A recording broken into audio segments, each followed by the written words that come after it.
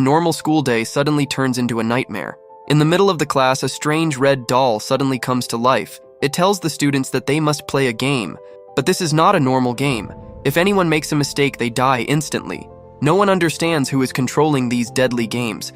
Now there's only one question: who will survive until the end? The story begins in Tokyo.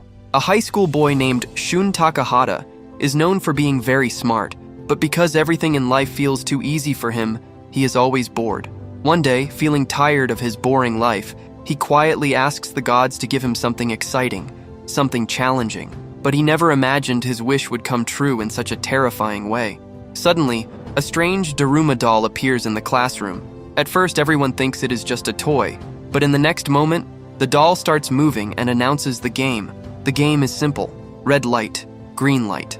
When the doll turns around and starts speaking, the students can move, but the moment it turns back to look at them, everyone must freeze. At first, the students think it is just a joke, but when two students try to run to the door to escape, the doll suddenly turns around. In a split second, their heads explode. Blood splashes across the classroom.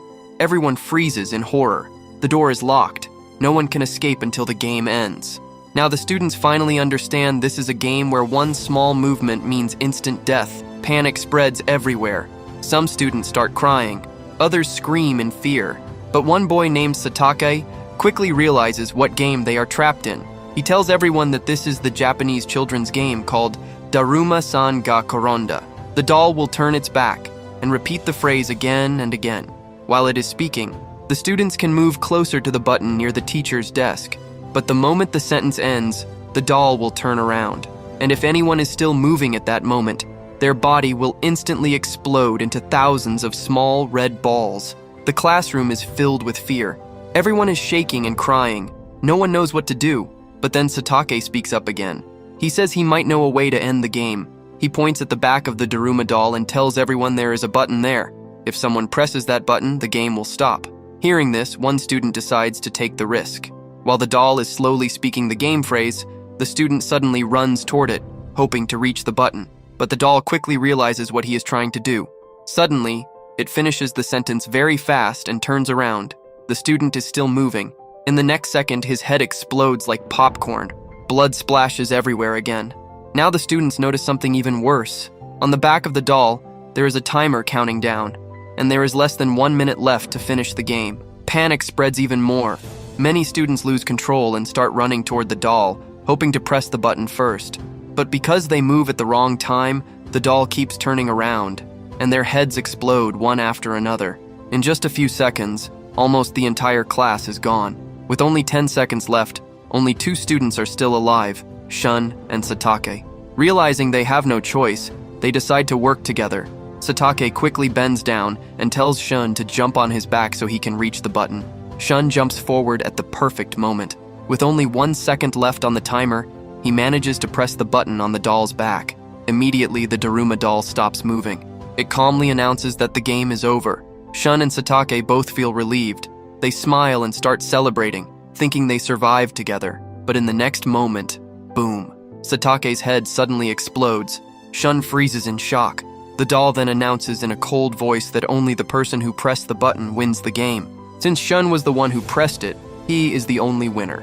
Satake is dead. Shun cannot believe what just happened. Surrounded by the bodies of his classmates, he starts shouting for help, hoping someone outside the school can hear him. But suddenly, the Daruma doll speaks again. In a strange voice, it says, "I am the mouse and the cat is coming." No one understands what that means, but it sounds like a clue for the next game. Right after that, the classroom door suddenly opens. Standing at the door is Shun's childhood friend, Ichika Akamoto. She looks completely terrified and shocked. Shun quickly runs to her and asks what happened.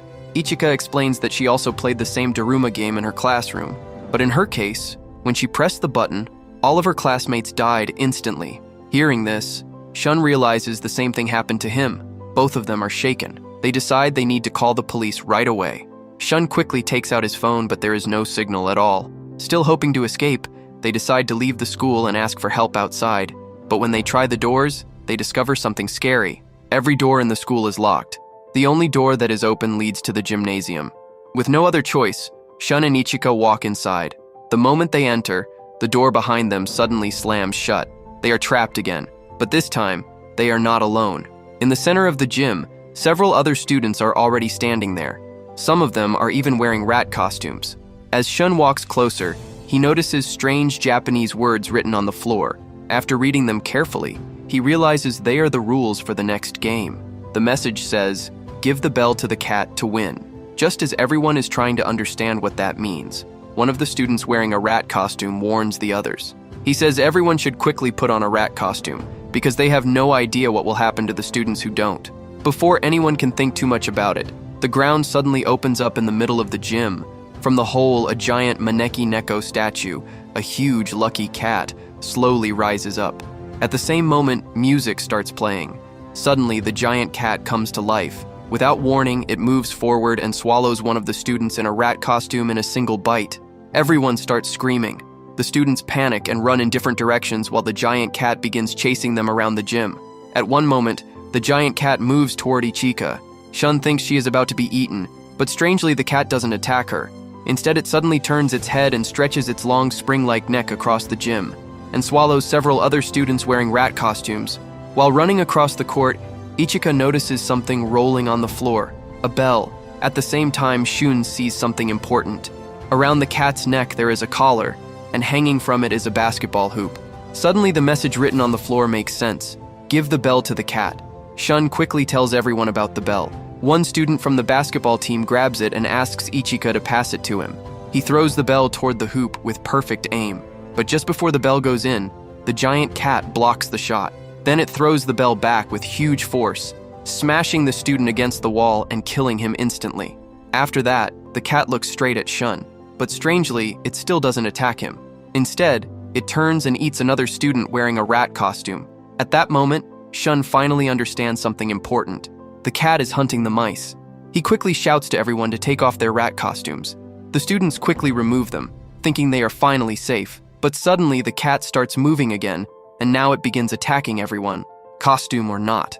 The gym turns into chaos again. Students run everywhere trying to escape. During the panic, Ichika falls on the floor right next to the bell. At the same time, they notice the timer, only 3 minutes left. The giant cat slowly walks toward Ichika and opens its huge mouth to eat her. But right before it bites down, Shun suddenly appears wearing a rat costume. He runs in front of the cat, moving from side to side and distracting it. The creature starts chasing him instead. While running, Shun shouts for someone to throw the bell. But after seeing what happened to the basketball player, everyone is too scared. No one wants to risk dying. Then something strange happens. Because Shun is wearing the rat costume, he suddenly starts hearing a voice. It's the cat, and somehow he can understand what it's saying. Shun listens carefully and realizes the cat keeps saying that its back is itchy. It wants someone to scratch its back so it can relax and fall asleep. Now that he understands the cat, Shun quickly runs behind it and jumps onto its back. He grabs onto the ropes and starts scratching the cat's back. Surprisingly, the giant cat actually likes it. It stops attacking and begins asking for more scratching. But Shun knows he can't do it alone, so he asks the other students for help. Ichika jumps onto the cat's back first to help him. Soon, the other students also climb up, and together they keep scratching the cat. After a while, the giant cat finally falls asleep. Now is their chance. Shun picks up the bell and prepares to throw it into the hoop, but the other students suddenly get nervous. They remember the first game, where only one person survived. Now they start arguing about who should throw the bell. Their loud voices wake the cat. In one quick move, the giant cat slices 2 students apart. Now there is no time to make it sleep again. Thinking fast, Shun makes a new plan. He grabs a torn basketball, then asks Ichika to follow him to the locker room with the bell. A moment later, they return. The bell is now hidden inside the torn basketball and wrapped in a mouse costume. Shun and Ichika move toward the cat from 2 different sides, confusing it about who will throw the bell. While running, Shun pretends to show the basketball so everyone thinks that is the real throw. The cat also focuses on Ichika, preparing to block her shot. But it was all part of Shun's plan. At the last moment, he reveals that the bell is hidden inside the ball, and he throws it toward the hoop. But sadly, he misses. The bell falls just short of the basket. Everyone thinks the game is over. But suddenly, a tough student named Amaya jumps down from above the cat. He grabs the ball and slams it into the hoop like a basketball dunk. The bell goes in. They win the challenge at the very last second. The giant cat immediately shuts down. A few seconds later, It comes back to life just to announce the winners, Amaya, Shun, and Ichika. But then Shun notices something strange. None of the other students are moving. When he looks closer, he sees Amaya walking around with an iron bar, knocking every student unconscious. The guy has completely lost his mind. Amaya slowly walks toward Shun and Ichika and tells them something crazy. He says that God has chosen them, and only the chosen ones deserve to survive. Hearing this, Ichika angrily tells him that he is completely insane. She says he should never compare himself to Shun. Amaya doesn't like that at all. He suddenly walks toward Ichika in anger, and Shun quickly steps in front of her to stop him. But right at that moment, the giant cat suddenly releases a cloud of gas into the room. Within seconds, all three of them lose consciousness and collapse. Meanwhile, across the entire world, strange things are happening. News channels start reporting that many young people are mysteriously disappearing. At the same time, huge floating cubes have suddenly appeared in the sky in many different cities. No one knows where they came from. Inside one of these cubes, Shun slowly wakes up. He looks around and sees another student, Taisei, an old schoolmate who transferred to another school years ago. Besides him, there are two more students in the room, Tyra and Ta. They explain that they also survived the Daruma game and the giant cat challenge at their own schools. While talking, Shun suddenly notices something strange. Everyone in the room has a surname that starts with the letter T. This makes him think that the survivors might be separated into different rooms based on the alphabet. Then Shun remembers something that makes him worried. Ichika's last name is Akamoto. That means she might be in another room, possibly with Amaya, but the door is locked, so Shun can't do anything to help her. Hoping someone outside might hear him, Shun starts knocking on the door loudly, but Tyra, who is a very arrogant genius, stops him. He says no one is coming to save them. Then he activates a hologram screen in the room. The screen shows news reports about the giant cubes all around the world. That's when they realize the truth. They are trapped inside one of those cubes, and the only thing they can do now is wait for the next game. Suddenly, someone starts knocking on the door. To everyone's surprise, the locked door slowly unlocks by itself. 4 small Kokoshi dolls walk into the room. One of the dolls looks at Tyra and invites him to play the next game. Because he is very confident in his intelligence, Tyra accepts immediately without thinking twice. The dolls then explain the rules of the game. The challenge is a traditional game called Kagome Kagome. In this game, one player sits in the center wearing a blindfold, while the spirits walk in a circle around them and sing a song. When the song stops, the player has 10 seconds to guess which spirit is standing behind them. If they guess wrong, they die. Tyra thinks the game will be easy. He sits down in the center and puts on the blindfold. The dolls begin walking around him while singing the strange song. But when the song suddenly stops, Tyra becomes nervous. He quickly guesses, but his answer is wrong. One of the dolls opens its eyes and shoots a strange beam of light at him. Suddenly, Tyra loses control of his body. His head begins slamming into the floor again and again until his skull breaks open. After killing him, the dolls invite Ta to play next. She is terrified and refuses at first. But the dolls tell her that if she refuses, she will die anyway. So with no other choice, she sits down for the game. When it's time to guess who is behind her, Ta becomes so scared that she takes too long to answer. 10 seconds pass. She is immediately disqualified. In panic, she tries to run away, but the Kokoshi dolls surround her. This time, instead of using the beam, each doll grabs one of her legs and pulls in different directions. Her body is torn apart. Now only Shun and Taisei are left. The dolls invite Taisei to play next, but Shun can see that she is too scared to focus. So he quickly steps forward and offers to play in her place. Shun sits in the center of the room and puts on the blindfold. The dolls start walking around him, singing the strange song again. When the song stops, Shun waits carefully, listening to every sound. But before he answers, one of the dolls suddenly says that time is up. Right at that moment, Shun loudly shouts the name of the doll behind him. The dolls repeat that time is up, but Shun calmly explains something. He says he recorded everything on his phone. When he checks the recording, it shows that only 6 seconds had passed before he answered. So he actually guessed within the allowed time. The dolls become curious and ask how he figured it out. Shun explains that during the previous rounds, the dolls kept the same positions every time. Also, the same doll always announced when the time ended. So Shun simply waited to hear the voice, and used that to figure out where each doll was standing. Since he answered correctly within 10 seconds, the dolls suddenly turn into dust. From their ashes, a small key appears on the floor, With no more obstacles in the room, Shun and Taisei pick up the key and walk out of the room together. But the moment they step into the hallway, they see something strange. Another student is running toward them in panic. He also has a key, and behind him, a Kokeshi doll is chasing him. The boy quickly shouts a warning. He says that this doll only attacks people who are alone. If they hold hands and stay together, the doll will leave them alone. So the three of them quickly grab each other's hands. The doll walks up to them, checks if they are really together, and then calmly walks away to search for another lonely student. Now Shun's group has 2 keys. While walking through the long corridors of the cube, they suddenly hear someone screaming. They run toward the sound and soon discover that the person screaming is Ichika. She is being chased by the same lonely doll. Without thinking, Shun lets go of the other's hands and runs straight toward her. At the last second, he grabs Ichika and pulls her close before the doll can catch her. A little later, in another hallway, 2 other students discover something strange. A giant wooden head stuck inside the wall. On its forehead, there is a timer, and below it are 7 keyholes. When Shun's group arrives, they see that those 2 students also have 2 keys. They count everything together and realize they now have 4 keys, but they still need 3 more. The timer shows they only have a little more than 2 minutes left. Everyone begins to panic, but suddenly 3 keys are thrown onto the floor in front of them. A moment later, Amaya appears. He walks in with another student who he was using to trick the lonely doll. Now they finally have all 7 keys.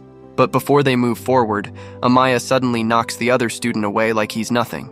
Then he calmly asks to join the group, saying they all need the keys to continue to the next stage. With no other choice, the group accepts him. They place all 7 keys into the wooden head. Immediately the wall opens and reveals a tunnel leading deeper inside the cube. Before they go through, the giant head tells them to change their clothes. After that, it disappears, and the group walks through the tunnel. When they reach the other side, they find themselves in a snow-covered world.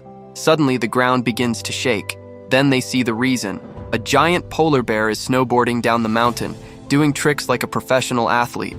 After finishing his ridiculous performance, the polar bear stops in front of them. He announces the next challenge. The bear says he hates lies, so this game will test their honesty. The rules are simple. He will ask questions, and everyone must answer honestly. If someone lies, the bear will smell it in the air. Then the group must decide who the liar is. If they choose correctly, they move on to the next stage. The bear starts with an easy question.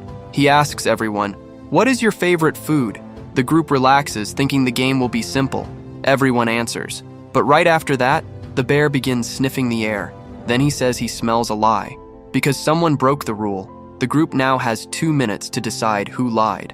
After arguing for a while, most of them accuse the student that Shun and Ichika saved earlier. Without hesitation, the giant bear swings his huge hand. The boy's body is crushed instantly. Now the bear moves on to the next question. He asks everyone if they like Shun. Ichika and Taisei both say they like him. Amaya also says he likes Shun. But after everyone answers, the bear says one of them lied again. Ichika immediately points at Amaya, saying he tried to kill them earlier. While they argue, Shun suddenly starts thinking about something strange. Why would someone lie, knowing they could die? The bear suddenly laughs. He says Shun is finally starting to understand. Then the bear reveals something shocking. He says one of his servants is hiding among them, pretending to be a human and lying so the others will get eliminated. After hearing this, the 2 students from the other school start thinking. They suddenly accuse Taisei. Their reason is simple. Shun, Ichika, and Amaya all went to the same school, so they already knew each other before the games. But Taisei came from another school and joined them later, so they believe she must be the imposter. Shun and Ichika quickly try to defend her, but the others ignore them. At the last second, they voted against Taisei. Suddenly her body is crushed into a pile of blood. Now only a few players are left. The bear prepares to ask the next question, but before he can speak, Shun suddenly steps forward. He says he already knows who the real traitor is. The bear stops and looks at him with curiosity. Then Shun says something shocking. He says the polar bear is the real liar. The bear looks confused, so Shun explains his idea. He says Taisei actually helped him figure it out before she died. When Taisei's blood splashed on the bear's hand, it washed away some of the white paint on its fur. Under the paint, the fur was black. That means the creature was never a polar bear. It was actually a black bear pretending to be something else. Since the bear already lied about its own color, Shun realizes something important. If it lied about that, then maybe everything else it said was also a lie. That means there was never any traitor among them. The bear was just tricking them so they would start accusing and killing each other. Hearing this, the demon bear becomes furious. It suddenly jumps into the air and tries to crush the group with its body, but Shun and the others quickly move away. The bear misses them and falls straight into a nearby hot spring. The boiling water burns the creature from the inside. It starts screaming in pain as its body begins to melt. Finally, the monster accepts defeat. Before disappearing, it tells the survivors where they must go for the next challenge. Soon after, Shun, Ichika, and Amaya reach the new location. There, they are greeted by another group of strange dolls. The dolls announce that the final challenge will begin now. The game is called Kick the Can. It is a dark version of hide and seek. The dolls explain the rules. One player will be chosen as Akuma, which means the demon who searches for the others. Before starting, Akuma must take a can placed high above and put it in the center of a circle on the ground. While Akuma is doing that, the other players must quickly hide somewhere. If they can stay hidden until sunset, they win, but Akuma can win too. If Akuma finds someone, he must shout their name and step on the can. Once he does that, the person is captured and locked inside a prison cell until the game ends. However, the dolls reveal another rule. Captured players can still be saved. If one of the free players manages to kick the can, all the prisoners will be released. But there is a terrible catch. The can has a hidden explosive inside it. The moment someone kicks the can, it will explode. So the person who saves everyone will die instantly. In short, the goal is simple. The survivors must hide until sunset, but Akuma must capture 3 people and stop the last survivor from kicking the can. After explaining everything, one of the dolls pulls several wooden sticks from its mouth to draw lots and choose who will become Akuma. Everyone waits nervously. Then the result appears. The chosen player is Amaya, the most dangerous and unstable person among them. The other survivors freeze in fear. The game is about to start, but the moment the dolls give the signal, Amaya suddenly kicks one of the players into the can, knocking it down before anyone even has time to hide. He picks up the can, places it in the center of the circle, and begins hunting the others. Very quickly, he finds the 2 students from the other school hiding nearby. The 2 of them try to fight back and attack him together, but Amaya is far too strong. Even 2 against 1, they are easily defeated. Amaya captures them and locks them inside the prison cell. Not far away, Ichika is secretly watching everything. But while she is looking at Amaya stepping on the can, she accidentally makes a small movement. Amaya immediately notices. Now he knows exactly where she is. And he also realizes that Shun must be nearby. Knowing Amaya is coming, Shun quickly ties a rope to a heavy object and starts climbing down toward the ground, trying to reach the can. Meanwhile, Amaya runs to the building where he saw Ichika. He begins pounding on the door, trying to get inside. Ichika quickly understands something important. If they stay together, they will both get caught. So she decides to buy some time for Shun. She quietly leaves the room and goes downstairs to face Amaya herself. But instead of saying her name and going to the can, Amaya simply knocks her unconscious and continues searching for Shun. When he reaches the top, he only finds the rope Shun used to escape. Down below, Shun realizes Amaya will probably stay near the can and guard it. So he runs around the area, looking for a new hiding place. After some time, Amaya shouts out to him. He pretends to be friendly and says he already captured 3 people, so the game is basically over. He tells Shun they can work together and survive, but Shun knows he is lying. While hiding, Shun finds something useful, a suit of old plate armor. As the sun slowly starts to set, Shun comes out of hiding wearing the heavy armor.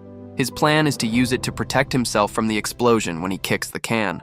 But the armor is extremely heavy, and it makes it very hard for him to move. Still, Shun slowly walks toward Amaya. At one moment, he even drops his sword and looks completely helpless. Seeing this, Amaya laughs and walks toward him. Since he can only capture someone after seeing their face, Amaya removes Shun's helmet while mocking his plan. Confident that he has already won, Amaya starts walking toward the can. But suddenly he feels something pulling him back. There is a chain attached to his waist. That's when Amaya realizes the truth. This was Shun's plan all along. Before leaving his hiding spot, Shun secretly tied one end of the chain to the armor. When Amaya removed his helmet, Shun quickly wrapped the other end around Amaya's waist. Now Amaya can't reach the can. With no other choice, Shun suddenly jumps off the edge of the cliff into the sea, dragging Amaya with him. Amaya struggles desperately to avoid falling. When Shun touches the water, he quickly slips out of the heavy armor and climbs back up the wall. Meanwhile, Amaya is stuck pulling the heavy armor out of the water. By the time Amaya climbs back up, Shun is already running toward the can. Even though he is exhausted, Shun gathers the last bit of strength he has and sprints forward. Amaya finally frees himself and runs after him, but Shun reaches the can first. He kicks it. Everyone covers their heads, waiting for the explosion, but nothing happens. A few seconds later, the sky begins to grow dark. The dolls appear again and announce that Shun is the winner. Then they reveal the truth. There was never any bomb inside the can. They only said that to make the game more exciting. Amaya, angry and humiliated, starts shouting, thinking he will now be eliminated. But the dolls calmly say that the entire challenge was just a game, and no one will die now. As a reward for surviving this far, the dolls give each of them a popsicle and tell them to eat it before leaving. After everything they went through, Shun and Ichika sit together and talk about the future while eating their popsicles. While finishing this, Shun notices that there is something written on the stick. He happily shows it to Ichika, thinking it might be some kind of reward, but when he looks at her face, he sees that she is crying. Then Shun reads the message on her popsicle stick. It says, "You are eliminated." At that moment, the dolls speak again. They explain that each challenge tested a different skill: intelligence, courage, teamwork. But in the end, the last thing that decides everything is luck. Each popsicle stick shows the player's final fate. Shun looks at his own stick and realizes that he was the lucky one. He will survive. But instead of Ichika, Amaya will return to the real world with him. As soon as their fate is decided, the dolls fire a laser beam at Ichika and the other eliminated students. Their bodies disappear, leaving behind only traces of their souls. With the final game over, Shun and Amaya are lifted into one of the giant cubes floating above Tokyo. When people around the world see that 2 students survived the deadly games, they begin calling them the children of God. According to the strange rules of this world, one of them will follow the path of destruction and become a powerful god, and the other will follow the path of death, becoming a god of death. And that's where the story ends. So, what did you think about this movie? Let me know in the comments below. And if you enjoyed this recap, don't forget to like and subscribe for more amazing movie stories. See you in the next video.